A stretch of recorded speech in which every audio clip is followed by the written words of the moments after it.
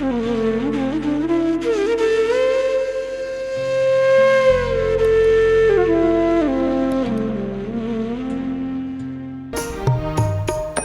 मते रूपकल्पिता वितृष्णा भगवति सात्वत पुंगवे विभूम्नि स्वसुखमुपगते क्वचित् विहर्तुं प्रकृतिमुपेयोषि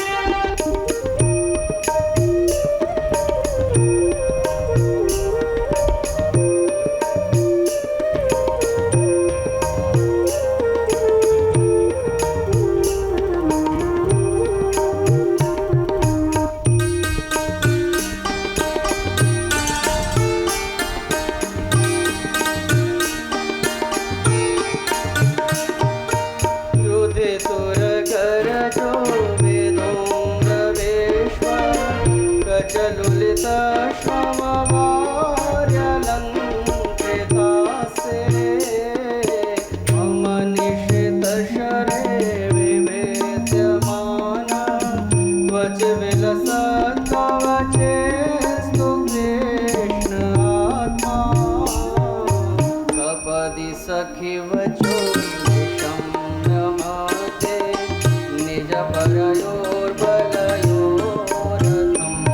निवेश स्थितवती परसेविका दुरर्था कृतवती पार्थ सखे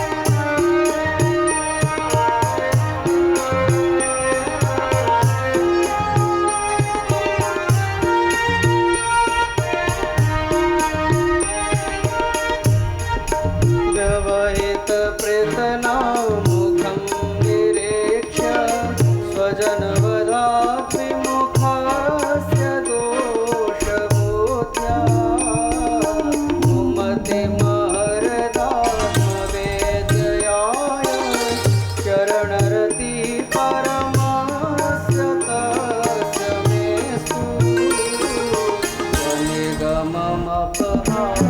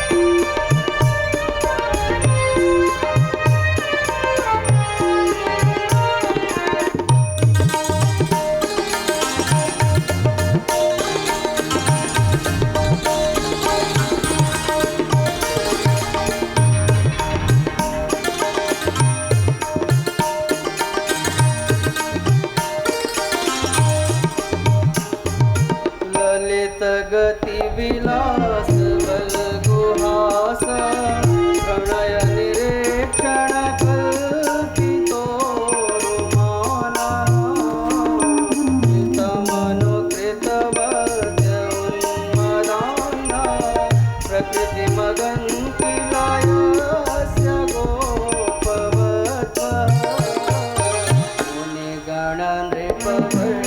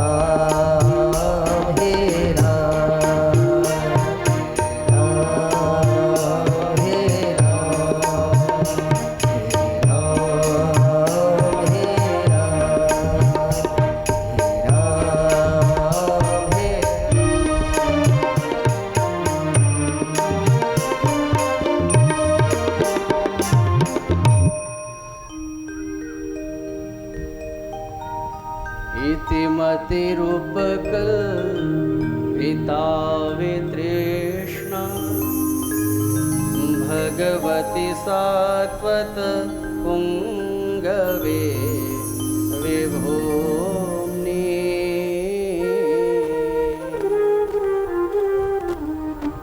प्रेम से कहिए एक बार श्री राधे।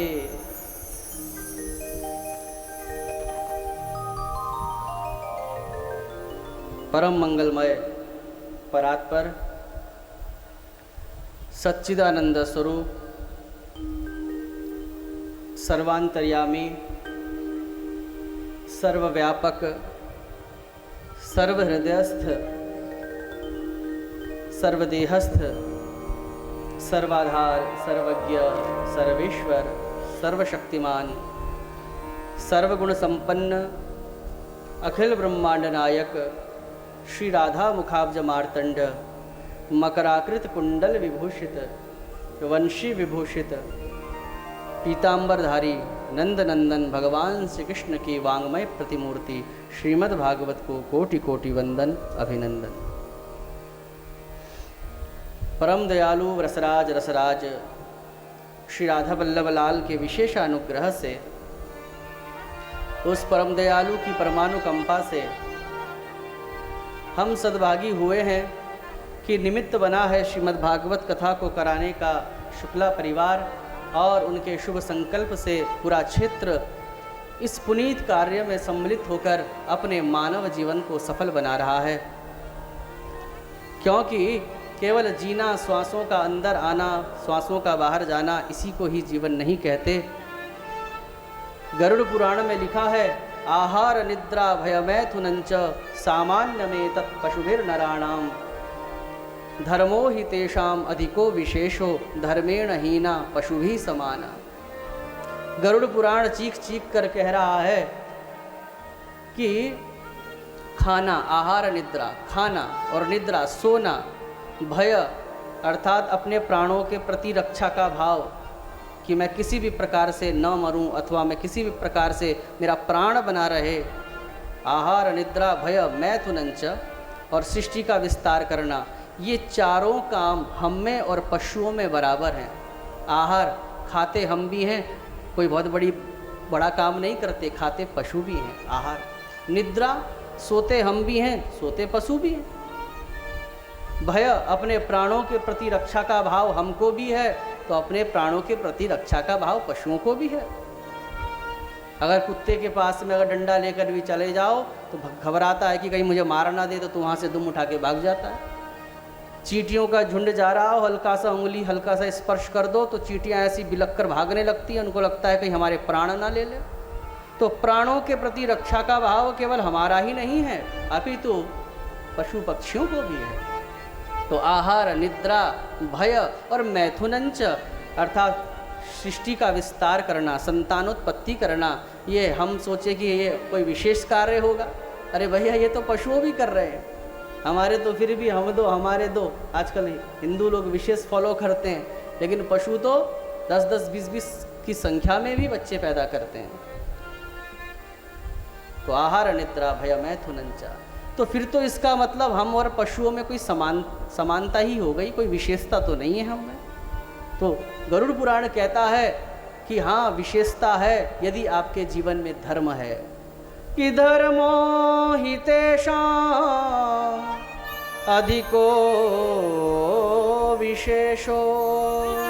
और बोले यदि धर्म नहीं है जीवन में तो धर्मेण हीना पशुभिः समाना। तो बोले धर्म जीवन में नहीं है तो आप भी वही पशु के ही समान हैं, कोई अंतर नहीं है। तो इसलिए धर्म ही मनुष्य को मनुष्यत्व प्रदान करता है, धर्म ही हमको श्रेष्ठ मानव बनाता है। तो हम भगवान के सन्मुख बैठकर भगवान की कथा श्रवण करके धर्म का अनुसरण कर रहे हैं। तो कल के कथा प्रसंग में आपने भीष्म चरित्र श्रवण किया है और उसके बाद भीष्म चरित्र के बाद वर्णन आता है कि जिस गर्भ की रक्षा भगवान श्री कृष्ण ने उत्तरा के गर्भ में जाकर की थी, उससे एक बालक पैदा हुआ, नाम पड़ा परीक्षित। और भगवान कुंती बुआ आदि से विदा लेकर चले गए हैं द्वारिका में। जैसे ही भगवान श्री कृष्ण द्वारिका के मुख्य द्वार पर पहुँचे तो सूचना मिली। और सूचना कैसे मिली? भगवान मुख्य द्वार पर, क्योंकि कोई चिट्ठी पत्र तो था नहीं कि अब पहुँचेंगे, इतने बजे पहुँचेंगे। तो भगवान द्वारिकाधीश जब द्वारिका के मुख्य द्वार पर पहुँचे तो लोगों को पता चल गया कि भगवान आ गए। कैसे पता चला? द्वार पे ही भगवान ने अपना पांचजन्य नामक शंख निकाला और भगवान ने जैसे ही बजाया तो उसका स्वर जब द्वारिका वासियों के कान में पड़ा तो देखो भगवान के शंख की ध्वनि द्वारिकावासी जानते हैं, बिल्कुल परिचित हैं उस ध्वनि से। ये होती है प्रेमी की निशानी कि हमारे जिसको हम प्रेम करते हैं उसकी हर क्रियाकलाप पर हमारी दृष्टि रहती है, हमारा मन रहता है। तो भगवान श्री कृष्ण से प्रेम करते हैं द्वारिकावासी, इसलिए भगवान जब शंख बजाते हैं तो उसका स्वर किस प्रकार से प्रस्फुटित होता है, क्या उसका स्वर होता है, सब द्वारिकावासियों के कान में छपा हुआ है। समझ गए, अरे हमारे द्वारिकाधीश आए, द्वारिकाधीश आए। दौड़ते हुए पूरा हुजूम भागा द्वारिका के मुख्य द्वार की ओर में। कौन कौन भागा? सैनिक भागे, भगवान के मित्र भागे, भगवान के अनुचर भागे और भगवान के माता पिता भागे और भगवान की 16,108 पटरानियाँ भी भागी। अब भगवान द्वार में ही सबसे मिल रहे हैं। तो भागवत में लिखा है भगवान कैसे मिल रहे हैं, किससे कैसे मिले? तो बोले जो भगवान के माता पिता थे भगवान ने उनके चरण स्पर्श किए। इसलिए संतान, देखिए भगवान शिक्षा दे रहे हैं द्वारिकाधीश, अन्यथा भगवान किसी के पुत्र नहीं हो सकते। भगवान तो सबके पिता ही हैं, लेकिन लीलार्थ जब पुत्र बने हैं तो समाज को संदेश देने के लिए भगवान कितनी सुंदर लीला कर रहे हैं, प्रणाम किया है। हमारे राघवेंद्र सरकार भी जब प्रातःकाल उठते हैं तो दशरथ जी के क्या करते हैं? पाँव छूते हैं। प्रातःकाल उठ के रघुनाथा और मात पिता गुर नावहीं माथा। और प्रणाम करने से माताओं 4 चीज़ें बढ़ जाती हैं, लिख लो। अगर आप चाहते हो कि आपकी 4 चीज़ें बिना पैसा खर्च करे बढ़ जाए तो आप एक चीज़ कर लेना। क्या? अभिवादन, अपने से बड़ों का सम्मान करना, अपने से बड़ों को प्रणाम करना, सास ससुर को प्रणाम करना, अपने माता पिता को प्रणाम करना। आपकी 4 चीज़ें अपने आप ही बढ़ जाती है। कोई बढ़ाता है क्या? अरे भैया, आप जब मोबाइल में डाटा यूज़ करते हो तो अगर जियो कंपनी का है तो जियो कंपनी के मालिक कौन है? अंबानी है शायद। तो अब वहाँ अंबानी जी बैठे थोड़ा ही है कि अच्छा शुक्ला जी ने इतना नेट चलाया, अब इनका इतना पैसा काटना पड़ेगा। तो ऐसा कोई सिस्टम में बैठा थोड़ा ही है, क्योंकि इतनी जनता है, कितने लोग लगाने पड़ेंगे। तो ऐसा सॉफ्टवेयर लगा हुआ है कि आपने जितना नेट चलाया सॉफ्टवेयर अपने आप ही उतना MB काट लेता है या GB काट लेता है। तो ऐसे ही भगवान ने जो संसार बनाया, जो इस पूरी प्रकृति को बनाकर ऑपरेट कर रहा है, तो भगवान ने ऐसे ऐसे सॉफ्टवेयर इसमें फिट किए हैं। भगवान कोई बैठते नहीं ऑपरेटिंग के लिए, सॉफ्टवेयर फिट है, खुद चल रहा है संसार। तो आपने जैसे ही अपने माता पिता को प्रणाम किया तो तुरंत आपके खाते में पुण्यों का भाग पड़ गया, पुण्यों का में आपके वृद्धि हो गई और 4 चीज़ें अपने आप बढ़ जाती है। जैसे नेट कटाना यूज़ करते ही, तो वैसे ही 4 चीज़ें अपने आप बढ़ जाती हैं। कौन कौन सी? तो शास्त्र क्या कह रहा है? प्रणाम करने से कौन कौन सी चीज़ बढ़ती है कि अभिवादनशीलस्य नित्यं वृद्धोपसेविनः और 4 तस्य वर्धन्ते आयुर्विद्या यशोबलम। क्या क्या बढ़ जाता है? प्रणाम करने से आयु बढ़ती है, आयु, विद्या बढ़ती है, यश बढ़ता है और बल बढ़ता है। इसलिए अपने बच्चों को संस्कार दो माताओं। आज आपके बच्चे जिस स्कूल में पढ़ते हैं ना, उस स्कूल में ऐसी कोई व्यवस्था नहीं है कि आपके बच्चों को कोई संस्कार सिखाया जाए। है किसी का स्कूल? तो कोई बोले कि फिर स्कूल में सिखाया क्या जाता है? तो मैं बताता हूँ, आज की जो शिक्षा पद्धति है पहले ऐसी नहीं होती थी। पहले ऋषियों की जो शिक्षा पद्धति होती थी वो ऐसी होती थी कि यह लोक सुखी परलोक सुखी, व्यक्ति आजीविका भी चलाता था लेकिन उसमें संस्कार का इतना मिश्रण होता था कि मरने के बाद भी उसकी दुर्गति हो नहीं सकती थी। लेकिन आज जो शिक्षा पद्धति है वो क्या है, सिर्फ पेट भरने की विद्या है। अच्छी जॉब कैसे लग जाए, अच्छा पैकेज कैसे मिल जाए, खूब धन कैसे आ जाए, बस यही है लक्ष्य हमारे। तो जॉब तक सीमित है आज की शिक्षा, धन तक अर्थ प्रदान शिक्षा हो गई है, उसका इससे आगे कोई भी लक्ष्य नहीं है। तो इसलिए मैं कहता हूँ अब तो माता पिता की जिम्मेदारी बहुत बढ़ गई है। क्यों? क्योंकि स्कूल में ऐसी व्यवस्था नहीं है संस्कार की, और कथाओं में आप अपने बच्चों को लेकर आना नहीं चाहते। काश कथा में लेकर आए होते। इसलिए मैं व्यासपीठ से कहता हूँ, कई लोग सोचते हैं कि ये कथा सुनना तो बूढ़ों का काम है। अरे हमारी उम्र थोड़ी हुई कथा सुनने की, अभी तो मैं जवान हूँ। और मैं व्यासपीठ से खुले मंच से कहता हूँ कि अरे बूढ़े को कथा की इतनी आवश्यकता नहीं है जितनी जवान को है, क्योंकि बूढ़े ने जितना जीना था जी लिया, अब 2-4 साल पड़े हैं उसके पास, वो भी काट लेगा। लेकिन जवान के पास पूरी ज़िंदगी है, पूरी लाइफ है। और ज़िंदगी केवल सांसों के अंदर भार से नहीं जी जाती। लाइफ को जीने के लिए कला चाहिए, और वो कला आपको धार्मिक स्थलों में, वो कला आपको कथाओं में ही प्राप्त होगी, क्योंकि जो कथाएं हैं ये आर्ट ऑफ लिविंग है। कथा जीना सिखाती है। तो स्कूल में संस्कार की कोई व्यवस्था नहीं, कथाओं में आप लेकर आना चाहते नहीं, इसलिए अपने बच्चों को कथा में लेकर आओ। कुछ ना कुछ बीज उनके अगर हृदय में पड़ेगा तो कभी ना कभी वो जरूर अंकुरित होगा। प्रेम से कहिए श्री राधे राधे। तो भगवान ने अपने पिता को क्या किया? प्रणाम किया। ऐसे संस्कार देने चाहिए। जो अपने बच्चों को केवल कॉलेज और स्कूल तक सीमित रखते हैं, संस्कार नहीं देते, तो शास्त्र कहता है वो माता पिता अपने बच्चों के क्या हैं? शत्रु हैं।